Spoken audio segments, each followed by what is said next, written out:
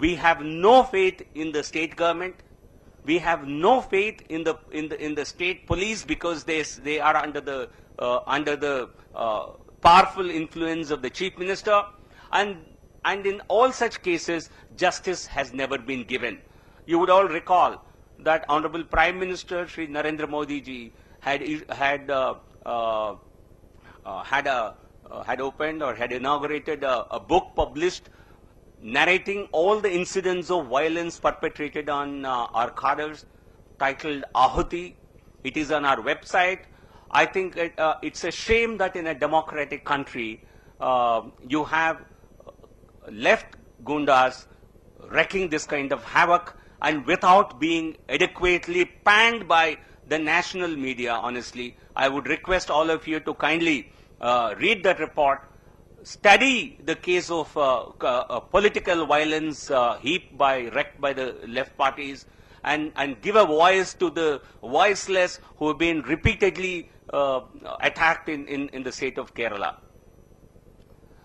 It possibly no other state and in no other district other than Kannur you would have seen the scale of political violence perpetrated by a political party. Out of now it seems to be suffering from a sense of insecurity, like they have been booted out of West Bengal, and there is no sign of left front emerging or returning to power in Kerala, in West Bengal. Possibly the same fear seems to be gripping the left parties, that once unseated from power in the next elections, possibly they would be completely erased from the political map of India. It is this fear which is provoking them, and we want answerability and accountability from the government in Kerala.